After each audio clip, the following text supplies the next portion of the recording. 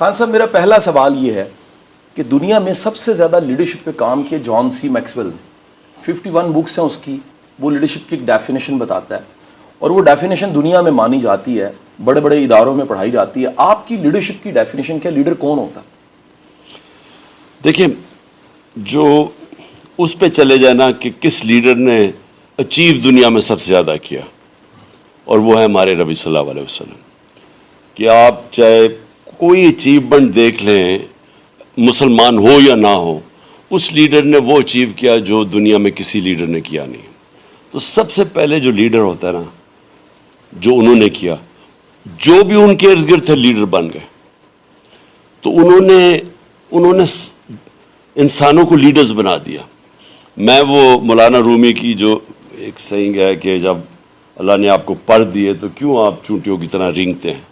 تو جو ہم رینگتے ہیں دنیاوی مسئلے مسائلوں میں پڑھ کے, انہوں نے ان کو ویژن بڑی کر دی اور انسان کو وہی اشرف المخلوقات بنا دیا جو اللہ نے ہمیں پوٹینشیل دیا, لیڈرز بنا دیا. اس کے بعد جو انہوں نے لیڈرشپ کے جو مین پرنسپلز تھے, وہ لوگوں کے اندر وہ جو پرواز اوپر کرنے کے لیے, ایک انسان کو بڑا انسان بنانے کے لیے, لیڈر بنانے کے لیے, جو ایک انسان کی سب سے امپورٹنٹ اس کی ویژن بڑی کر دی. آپ اتنے ہی بڑے ہیں جتنی آپ کی سوچ ہے, جتنی آپ کی خواب ہے. تو انہوں نے انسانوں کو ایک یونیورسل ویژن دے دی. وہ چھوٹے سے آپس میں قبیلوں کے لڑنے والے جو لوگ تھے ان کو یونائٹ کر کے دنیا کی امامت کروا دی, کو ویژن بڑی کر دی, ایک انٹرنیشنل ایک یونیورسل ویژن کر دی. نمبر 1 ویژن تھی. نمبر 2 انہوں نے خوف دور کر دیے.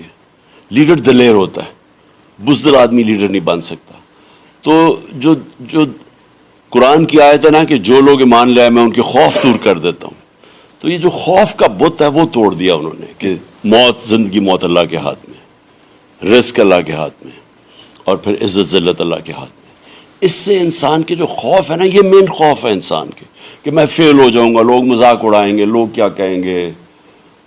جو کیریکٹر اسیسینیشن کیمپین میرے اگینسٹ چلائی لوگوں نے, یہ مخالفین نے, اگر مجھے یہ ذلت کا خوف ہوتا کہ انسانوں کے ہاتھ میں تو میں شاید ڈر جاتا. لیکن یہ میرا ایمان ہے اللہ کے ہاتھ میں, تو کوئی کسی کو یہ آزاد کر دیتا ہے انسان کو. پھر موت یہ بڑا کہ جی مار دیں گے آپ کو, قتل ہو جائے گا, یہ ہو جائے گا, وہ ہو جائے گا.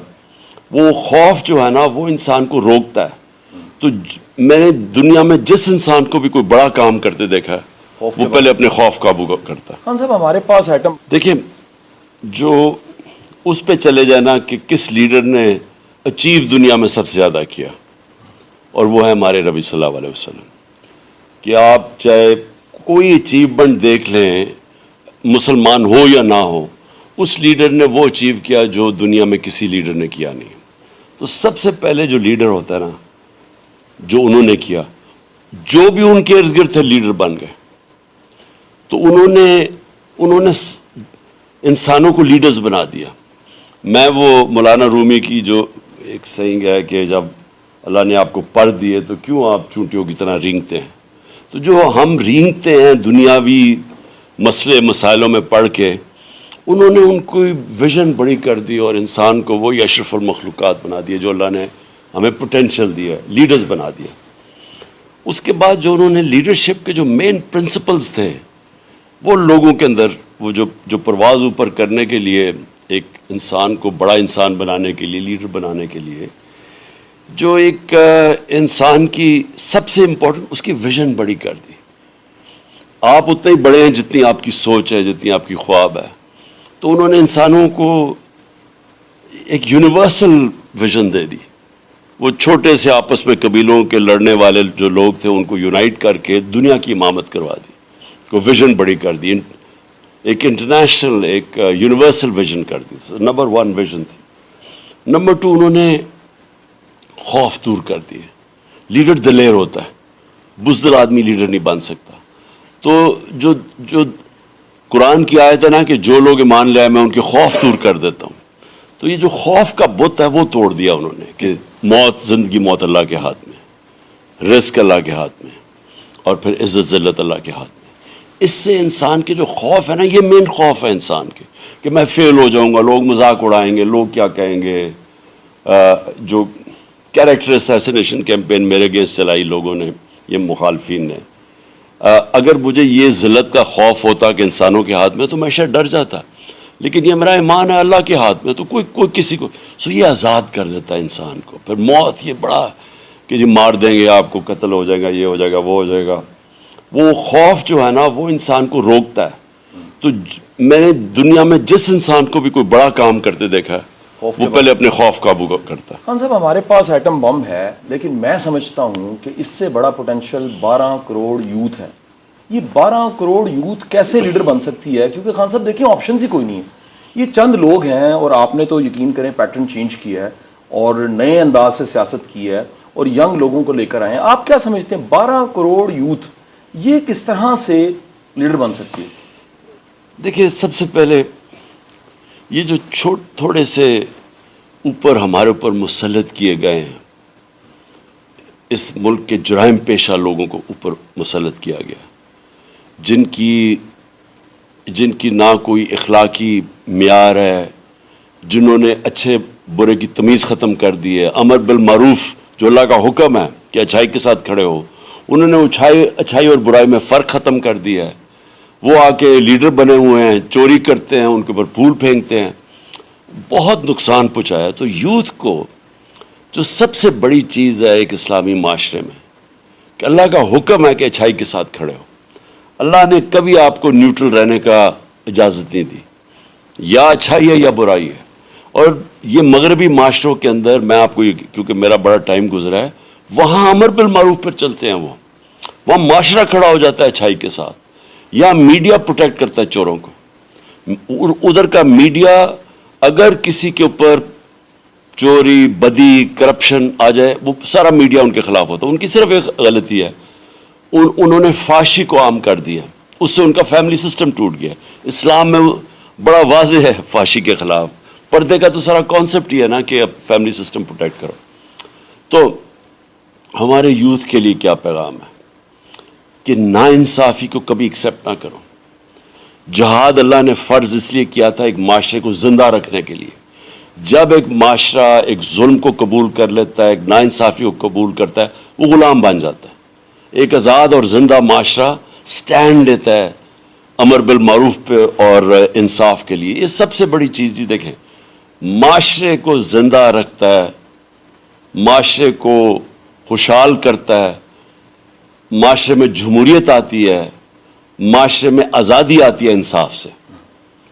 اللہ کا سب سے بڑا حکم ہے میری زمین پہ انصاف قائم کرو. اور ہمیں جہاد ہے ہی جہاد ظلم کے خلاف اور ناانصافی کے خلاف. وہ میں تو اپنے یوتھ کو میں کہوں گا کہ جس وقت, اور آہستہ آہستہ میں دیکھتا جا رہا ہوں کہ ہمارے یوتھ میں شعور آتا جا رہا ہے, وہ یہ جب کھڑا ہو جاتا ہے نا, ایک قوم کھڑی ہو جاتی ہے ظلم کے خلاف.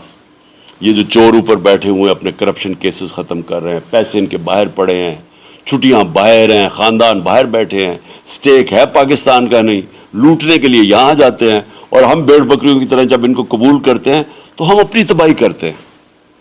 خان صاحب دنیا میں لیڈر کی ڈیفینیشن ہے لیڈر بناتا ہے, اور دنیا کی ماڈرن لیڈرشپ میں سب سے بڑی مثال نیلسن منڈیلا کی ہے.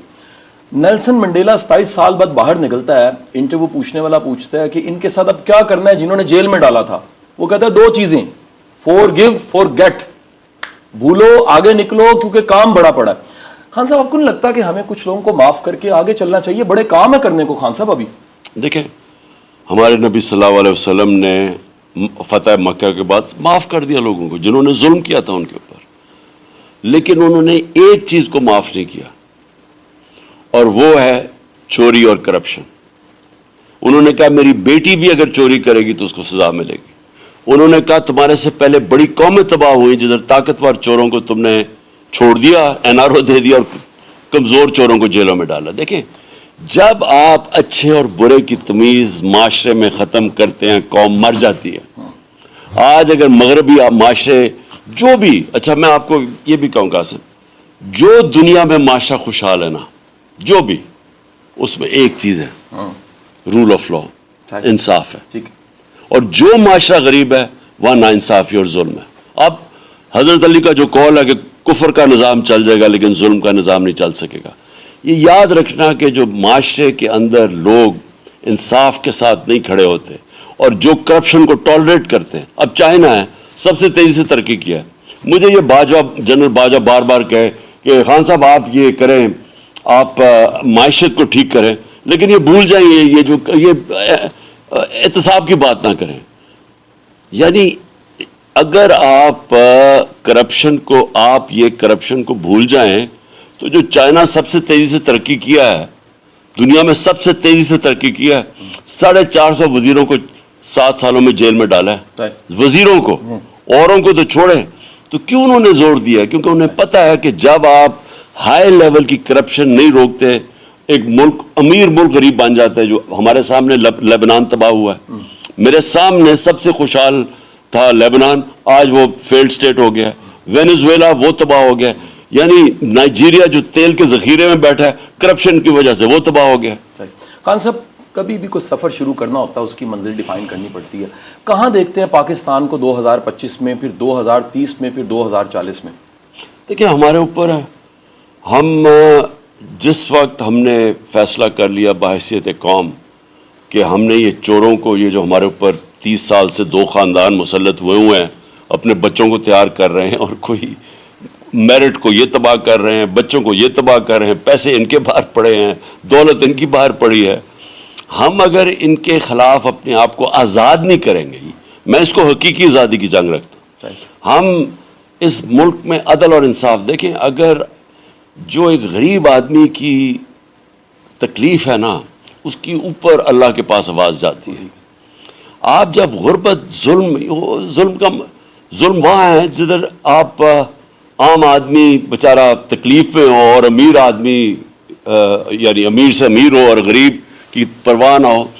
جب تک ہم 2 کام کرنے ہیں, قتل اور ایک فلاحی ریاست, جو میں نے کوشش کی, ہیلتھ کارڈ لے کے آئے ہم نے احساس پروگرام لے کے آئے. ہماری پوری کوشش یہ تھی کہ ہم نچلے طبقے کو اوپر لے کے آئے. تو یہ 2 چیزیں ہیں جی میری. اگر آپ مجھے کہنا کہ ہم آگے تب جائیں گے ہم 2 کام کر دیں, ہم ایک انصاف کا نظام, عدل اور انصاف, اور دوسرا فلاحی ریاست. خان صاحب, میں 24 سال پڑھاتا رہا ہوں. مجھے اس ملک کی جوڈیشری کو پڑھانے کا اعزاز حاصل ہے. میں نے اس ملک کی فوج کو پڑھایا ہے, میں نے اس ملک کے حساس اداروں میں پڑھایا ہے, میں نے خان صاحب اس ملک کے ہر ادارے میں پڑھایا ہے. میرا پہچان میری ٹیچر ہے. اور میں نے آتے ہی آپ کو بتایا کہ جو کتاب میں نے آپ کو پریزنٹ کی ہے وہ خوشبو مدینہ شریف میں روضہ رسول پہ لگی ہوتی ہے, میرے کفن پہ لگی, اور اس کتاب پہ میں نے لگا دی ہے. خان صاحب, میں اگر اپنے لیڈر سے, اس قوم کے لیڈر سے, خان صاحب سے ایک نصیحت اپنے لیے لینا چاہوں اور فیڈ بیک لینا چاہوں, اور یہ پوچھنا چاہوں کہ کیا میرے جیسے ٹیچرز کو بھی سیاست میں آنا چاہیے کہ نہیں؟ دیکھیے قاسم, ایک ایرسٹوٹل کی بڑی فیمس سینگ ہے. اس نے کہا کہ اگر ایک معاشرے میں ظلم ہوگا نا تو ہر شہری سیاست میں آئے گا ظلم کا مقابلہ کرنے کے لیے, سوائے 2 طبقے. ایک جو خود غرض ہے, جو خوشحال ہے, جو اس کی اپنی فیکٹریاں چل رہی ہیں, دکان چل رہی ہے, وہ کہے گا جی میں تو خوش ہوں, میں کیوں ظلم کے خلاف کھڑا ہوں. اور دوسرا جو بزدل ہے, جو جس طرح میں ہمیشہ مثال دیتا ہوں کہ کوفہ کے لوگوں کو پتا تھا کہ حضرت امام حسین رائے حق پہ کھڑے ہیں, لیکن یزید کے ظلم کے خوف کی وجہ سے انہوں نے ان کی مدد نہیں کی. تو یہ 2 چیزیں ہیں جو کہ یہ جو ہر شہری کو مجھے آ جانا چاہیے. خان صاحب, ہر ایک کو دیکھیں. 2 آپ سیاست کی میں ذرا آپ کے سامنے قاسم بات کر لوں. سارے اللہ کے پیغمبر سیاستدان تھے, سارے رائے حق پہ تھے, حدیثیں سب نے سٹینڈ لیا تھا. لیکن یہ نواز شریف اور زرداری بھی سیاستدان ہیں. تو اگر جب آپ رائے حق کے لیے کرتے ہیں تو وہ عبادت بن جاتی ہے, ذات کے لیے کرتے ہیں تو. خان صاحب, میرا مشکل سوال یہ ہے کہ میرے پاس نہ ہاؤسنگز ہیں, نہ پارٹی کے لیے فنڈ ہے. کیا مجھے ٹکٹ دے دیں گے جس کی اتنی فالوئنگ ہے, لاکھوں کروڑوں کی فالوئنگ ہے, اتنی کتابیں ہیں, ساری زندگی ٹیچنگ رہی ہے, کوئی بیگیجز نہیں ہے, ٹیکس کلیئر ہے, ہر چیز کلین ہے, کیا مجھے ٹکٹ دے دیں گے؟ خان صاحب, آپ کی پارٹی مجھے ٹکٹ دے سکتی ہے ایسے ٹیچر کو؟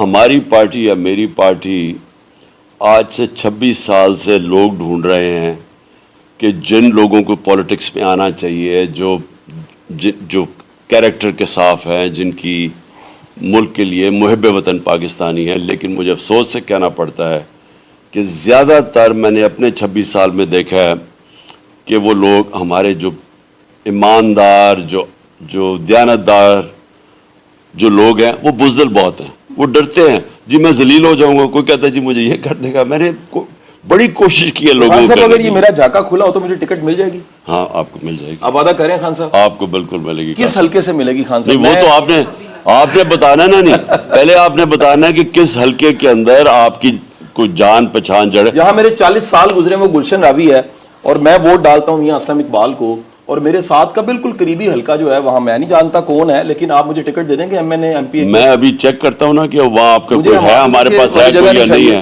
مجھے ایم پی اے کی ٹکٹ مل جائے گی؟ نہیں سر، میاں اسلم کا رہنے دیں. آپ ڈوگر صاحب والا مجھے دے دیں. آپ ڈوگر صاحب والا کون سا والا ہے وہ والا؟ ڈوگر صاحب والا ٹکٹ دے دیں. نہیں سر نہیں. خان صاحب آپ کا بہت بہت شکریہ. یہ ایک بڑا بلنڈ تھا، ایک بڑا قاسم یہ بڑا دیکھو، آپ جیسے لوگوں کو 100% پالیٹکس میں آنا چاہیے، اور آپ یہ یقین کریں کہ اگر آپ کو ایک حلقے میں نہیں تو اگر پبلک جانتی ہے اور ہم دیکھ سکتے ہیں کس حلقے میں آپ کی میرٹ پہ، تو ہم ضرور لے کے آ سکتے ہیں. نہیں خان صاحب میں ٹکٹ کا انتظار کر رہا ہوں. آپ سے دوبارہ ملاقات ہوتی ہے. بہت بہت شکریہ. اوکے.